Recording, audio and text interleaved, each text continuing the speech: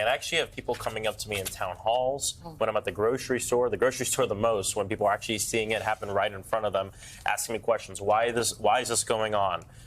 What are you doing about it? What are people doing about it? And why has the president lied to me is the top question I've been getting from people who didn't vote the way I voted in the last election. What do they think he lied to them about?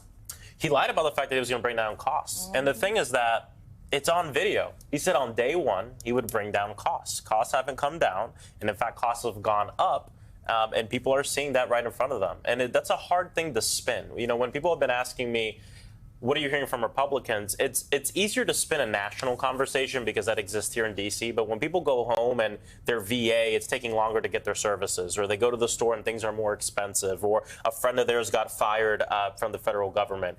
It's hard for the president to lie about that on Truth Social because that's someone's lived experience. And unfortunately, things are probably going to get worse over the next several months. And I think more and more people are going to regret their decision in November. But I think part of what we need to do as a Democratic coalition is accept people in. You know, it's not I told you so, because that has never worked in my life in relationships or friendships or family. So I doubt it's going to work in politics. And so that's part of the reason I've been traveling the country and going to these red districts to speak with people. Well, there's a little bit of value into it, and I told you so. But Michael still will say it for you. Well, I'll be happy to say it for you on a number of fronts because we've been screaming it for a number of years. Yeah. So I find it interesting that you have the White House announcing today that you have the Treasury Secretary Scott Bessent traveling to Switzerland, is going to do that whole thing, but then he's going to do the rope-a-dope over to China to to have conversations with China.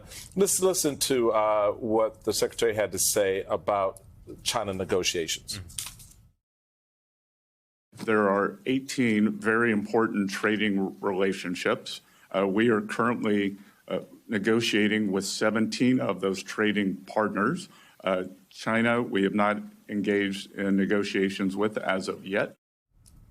So in your estimation, how do you think that conversation is going to go when the Chinese representative other end of the table said they go, okay, we're listening. We don't care what you have to say, because they hold a lot of the cards, don't they? They hold a lot of the cards. And here's the thing. Donald Trump today in the White House is saying we don't need a deal. We don't need a deal. And that's completely wrong. And that's actually going to put our folks in a worse situation when they're in the room with the folks they have to make the deal with. And let's reverse real quick. The whole reason Trump did these tariffs in the first place is he said what? To bring people to the table. To bring people to the table to do what? To hang out? No, to make a deal.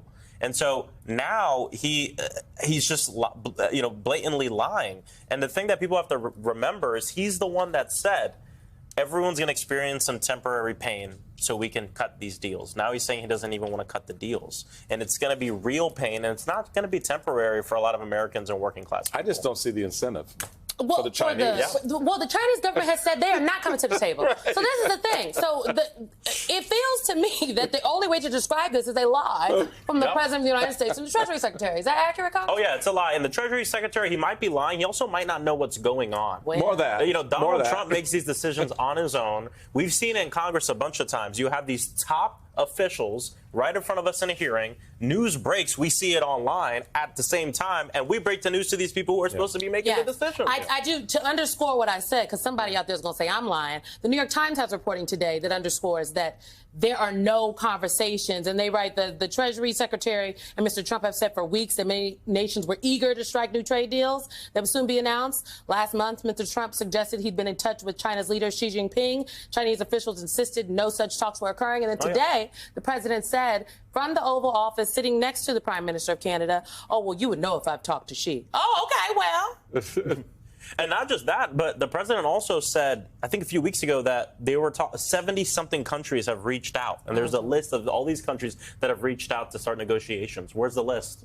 There is no list. And then meanwhile, he is sitting there with a U.S. ally talking about how he wants to make Canada the 51st state. Let's take a listen to that sound.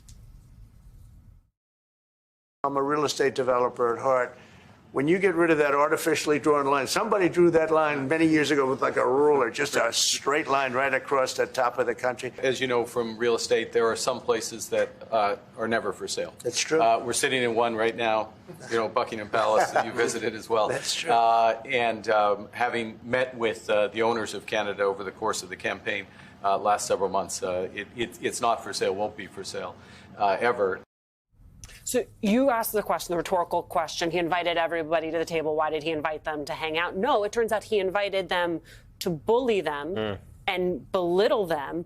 And if he is doing that to our allies, what about our foes? Exactly. And this meeting is interesting. You know, my dad always talked to me about body language when I was growing up. And if you were to view that clip and mute the audio, you would still know that the Prime Minister of Canada was sunning the President of the United States and making a fool out of him. Because there he stands straight up, proclaiming something we all know, Canada's not for sale.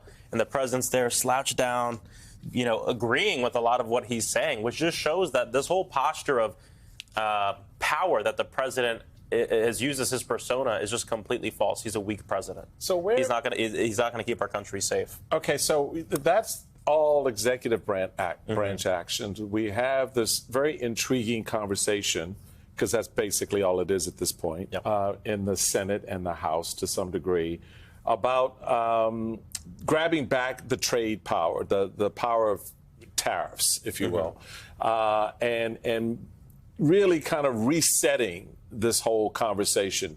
Where are things on that front, to the best of your knowledge, and how much energy do you think actually is going to be gained from that will manifest itself in legislation that actually moves and gets passed? There is energy on this right now. I think, unfortunately, as things get worse for people at home, I think there's going to be more and more energy from Republicans on the Hill. There was a Senate vote that happened that we weren't able, that they weren't able to get across the finish line. But I think there's going to be more and more hope around this. But just to take a step back on this too, usually Congress would assert its power here. But the problem is that the Speaker of the House is Donald Trump. He is both the President of the United States and he's running the legislative branch right now. And these folks are fine with ceding all their power to him. And this is part of the problem with the Republican Party right now, is that nobody has a spine to stand up for what they believe in their constituents. We're seeing glimmers of hope because of protests, because of people going to these town halls and giving their member hell in the middle of the grocery store and saying, don't touch my Medicaid. And that's why a few weeks ago, 12 Republican members sent that letter to Speaker Johnson saying we can't vote for the budget if there's cuts to Medicaid. And they would not have sent that letter if there wasn't pressure going on. And so my message for everyone is keep the pressure up on Medicaid, but also on costs, on tariffs, on everything. Tell your member to say Congress needs to assert its power here. You know, Congress is really supposed to be one of the most powerful branch of this government. Let's talk about one of the powerful committees within that powerful branch of government, and that is the House Oversight Committee. You have Jerry Connolly stepping down as the ranking member. There now will be a race for ranking member. You have said you are not going to pursue it. Do you know who you will support in that race? I'm not sure exactly who's going to run. We'll have to see. If you look at our bench and our dais, it's great. We have we have an amazing group of members there, each great communicators from, of course, Jasmine Crockett to Robert Garcia, Greg Casada, Summer Lee, so many more. We have a bunch of new members as well. And then we have seasoned members who bring experience to the table, who know how to conduct that oversight. And we're a great team all together. So we'll see. Taylor Greens? No, their side is crazy. Their side is crazy. It's interesting to me to hear you both talk about some of the younger, newer members and to also talk about the more seasoned members, because the way this conversation has been situated in the press is as though there is a schism between the new generation and that prior generation. I think, I get asked about this all the time. I mean, anytime I open my mouth about something, somebody will come up to me and say, does this have to do with with the debate between old versus young? I think because I'm the youngest member. And I'm being very honest here. I don't see that manifest itself all the time.